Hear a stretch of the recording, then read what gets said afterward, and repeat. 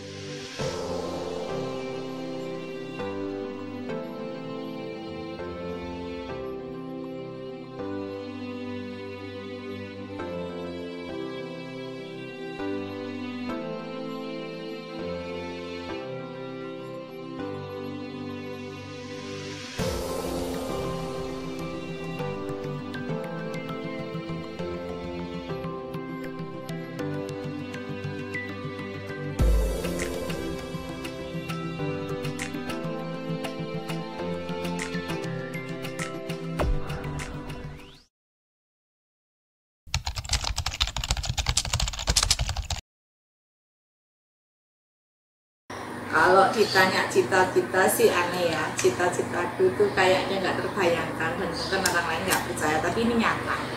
Saya nggak nyangka kalau sekarang dengan profesi saya, itu awalnya saya begitu lulus SD mau ke SMP, itu cita-cita saya adalah ingin jadi pembantu rumah tangga.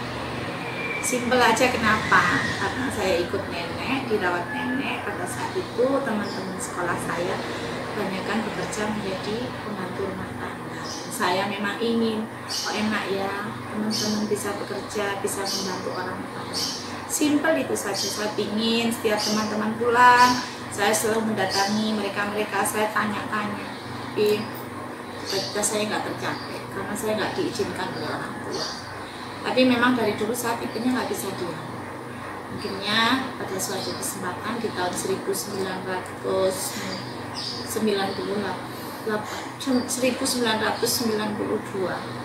saya ditawari oleh Ibu Ketua Yayasan untuk mengajar di PAUD GTK Dharma Wanita Persatuan 1 Sumberapun. Alhamdulillah pada saat itu saya bersama Bu Susmiati yang kebetulan guru saya mengabdikan diri saya di situ untuk sebuah aktivitas pengajian saya awal. Alhamdulillah saya niati ikhlas, ternyata saya nyaman dan cocok, dan profesi sebagai guru PAUD itulah yang tetap saya pegang dan saya tekuni sampai saat ini.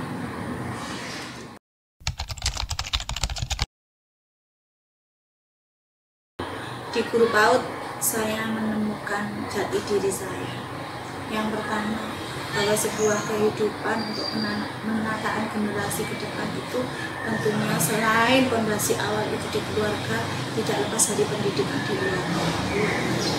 PAUD inilah landasan utama, fondasi awal untuk mencetak generasi ke depan yang butuh sebuah keteladanan, butuh sebuah skill untuk memahami bagaimana psikis anak, butuh sebuah pemahaman bahwa kita harus belajar di mana kita bergaul dengan anak, harus memposisikan kita sebagai temannya, sebagai sahabatnya, dan bukan sebagai momok yang menakutkan. Itu yang saya rasa sangat cocok dengan diri saya.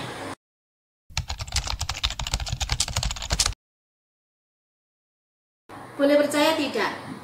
Saya pertama ngajar tahun 1989, waktu itu lulus SMP, kemudian mulai di SK-kan di 98 itu. Saya mendapatkan honor berapa? Rp28.000. Kalau berbicara materi, maaf, tapi saya yakin selama kita ikhlas, buktinya sampai saat ini alhamdulillah saya 7 tahun tidak mendapatkan honor dari lembaga saya, tapi Allah memberikan rezeki dari jalan lain. Ya kan? Itu saya optimis dan yakin karena itu saya sudah merasakannya. Jadi kalau berbicara di PAUD itu bukan sebuah pekerjaan, tapi di PAUD adalah sebuah pengabdian. Kalau boleh ngomong, mending saya kerja di yang lain. Sekali saya jadi narasumber 500.000, 1 juta. Kenapa saya tetap bertahan di PAUD? Karena itulah salah satu ladang ibadah untuk saya. Karena saya yakin jaminannya nanti tidak saya petik sekarang.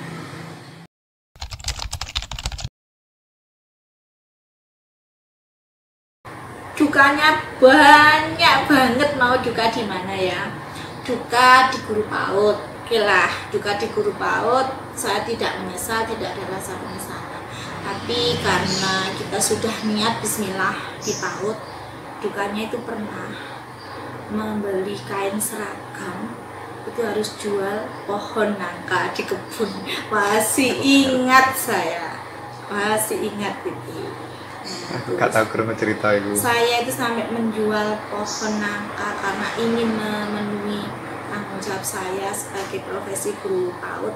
Saya harus membeli seragam kebesaran organisasi GPKI, harganya lumayan. Kalau waktu itu saya mau beli nggak cukup, honor saya cuma 28.000. Karena saya menjual pohon nangka di kebun, sempat dimarahi nenek, sempat nggak ditanyain karena saya hanya pinginlah saya ikut memiliki tanggung jawab memakai baju kebesaran saya. Salah sebenarnya, tapi itu yang saya lakukan. Itu duka saya. Akhirnya pada saat saya sudah bisa memberikan pemahaman ke orang tua, saya tetap minta maaf dan minta diikhlaskan apa yang sudah saya perbuat itu. Kemudian dukanya lagi di PAUD, anak-anak itu sangat unik. Kalau sudah ada orang jualan di luar, nggak peduli gurunya, bunda PAUD-nya di TK itu punya uang atau enggak, dia lari-lari, bunda aku minta ini bunda. Pernah anak-anak itu 3 anak ya, maaf ya, 3 anak itu minta, satunya minta dibelikan ikan hias, satunya minta dibelikan es krim, dan saya harus ngutang. Pada saat itu saya harus ngutang, ya Allah, ngutang karena hanya ingin nuruti anak-anak. Itu di PAUD. Lalu vital tentang karakter, itu saya punya murid namanya Sri Katon Wulandari. Kita itu pemahaman di PAUD kan menyampaikan anak-anak cincin dipakai di tangan, di jari tangan, dan yang lain sebagainya. Pada saat itu saya sangat diingatkan oleh murid saya satu ini. Saya pakai gelang kaki, mungkin karena keterbatasan saya. Langsung dikomplain sama Ananda Sri Katon. Bunda katanya kalau gelang dipakai di tangan, ngapain gelang dipakai di kaki? Nah, itulah uniknya anak-anak yang mungkin tidak terlintas di benak kita, bahwa apa yang kita sampaikan, apa yang kita berikan, kita adalah sosok figur yang apapun kita sampaikan itu menjadi pedoman bagi mereka. Sehingga saya senjata makan Tuhan. Langsung saat itu juga gelang di kaki saya lepas. Itulah duka-duka saya di PAUD.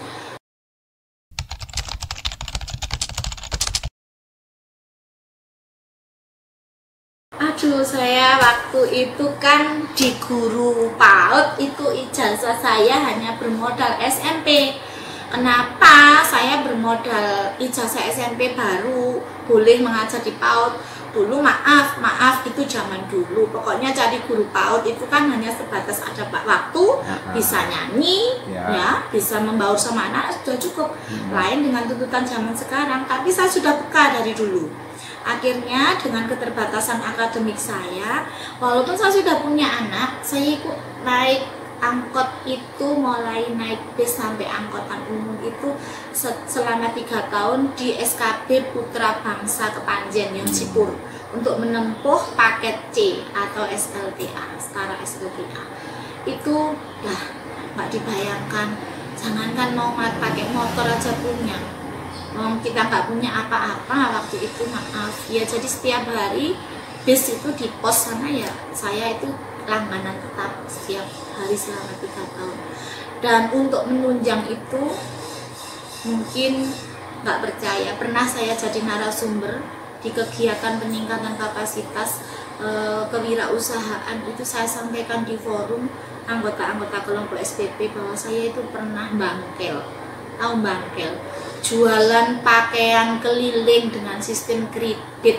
Itu saya lakukan bersamaan 7 tahun saat saya menempuh pendidikan di paket C Putra Bangsa, dan saya melanjutkan kuliah di Universitas PGRI Adibuana. Untuk menopang pendanaan itu, saya bangkel, jualan pakaian kredit sampai ke Torong, Pujon, ke Ngabab, Lebak Sari, Bakir, dan kalau sudah jualan, angkat dagangan, gendong, angkat di kepala sampai ninting, mau ke Torong naik yang tinggi itu nggak mau ngojek, uang apa, belum dapat apa-apa, jalan sampai ke puncak. Itu nggak semuanya orang tahu, kecuali teman-teman seperjuangan saya. Banyak orang sini yang saya ajak sampai saat ini, beliaunya kalau ingat koyok nggak nyongko dulu bisa seperti itu kita. Tahun berapa, Bu? Mulai bangkel itu tahun 1995 sampai 2004. Hampir 9 tahun, 7 tahun. Tiba Bunda Herni ya. Nyangka enggak kalau saya juga ke kebun nyengkreng cari rumput, nggak nyangka taunya saya tanda tangan. Oh, jauh. Jadi kita nggak boleh pesimis, kita harus optimis. Yang ada kemampuan, ada kerja keras, ada niatan yang baik, semua bisa kita lakukan. Dan nasib itu selain menjadi sebuah takdir dari Allah, kita harus berusaha berubah, kita harus berusaha mendapatkan nasib yang lebih baik. Kalau saat itu saya hanya pasrah dengan takdirnya Allah, mungkin saya nggak jadi seperti ini. Makanya kita nggak boleh pesimis, aku sudah gini. Ya, semangat itu yang harus ditanamkan. Makanya saya dulu juga nggak nyangka kok kalau bisa. Sekarang setidaknya insya Allah bermanfaat untuk orang banyak, kalaupun mungkin yang saya niati itu benar-benar ada manfaat.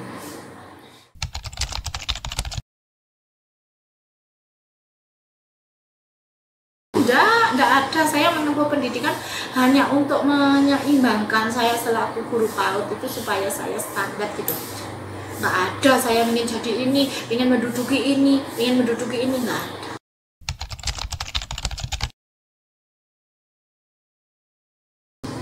Saya tidak merasa sukses, tapi saya merasa bersyukur. Sukses itu relatif. Sukses itu kalau menurut saya fleksibel. Karena saya belum merasa sukses, kenapa?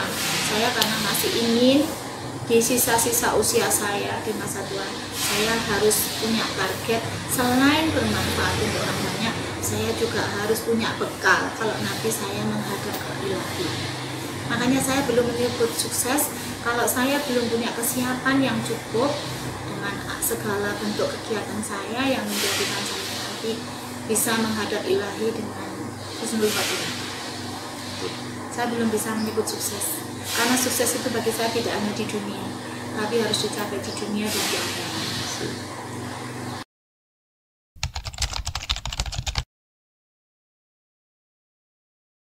Kalau saya tetap berharap, dari dulu saya mangkaknya kenapa? Selain kegiatan-kegiatan untuk perekonomian diri saya sendiri, itu kan saya memiliki UKM kopi bubuk yang mungkin tidak disangka itu juga menopang perekonomian saya saat itu. Saya ingin pemuda-pemuda itu memiliki inovatif, memiliki kreativitas, yang mungkin tidak hanya sekedar saya ini pemuda, saya harus bisa berbuat. Saya berharap pemuda khususnya di desa saya, umumnya di Ngapan dan di wilayah manapun, mari kita berusaha merata supaya kita nanti menjadi orang yang benar-benar bisa berbuat, bisa bermanfaat baik untuk diri sendiri dan bagi orang lain serta orang tua kita. Itu saja. Jadi nggak usah kita leha-leha dengan cukup bermalas-malasan, tapi carilah sebuah vokasi mana sih yang cocok dengan bakat minat saya. Coba telusuri, coba gali potensi yang ada, karena pada dasarnya semua manusia itu punya kekurangan dan kelebihan masing-masing, dan kelebihan itulah yang harus diasah. Kelebihan itu harus diasah. Tanpa sebuah niatan yang baik untuk meningkatkan, kita ya akan tetap seperti itu saja. Tapi kalau kita punya semangat yang tinggi, tidak salah loh, jangan salahkan pemuda yang tadinya hanya seorang pemuda biasa, suatu saat menjadi pengusaha, siapa yang tahu. Tapi kan proses itu tadi, makanya saya berharap semua pemuda-pemuda tetap semangat memiliki inovatif, semangat untuk memajukan dirinya sendiri, supaya kita menjadi manusia yang berkualitas.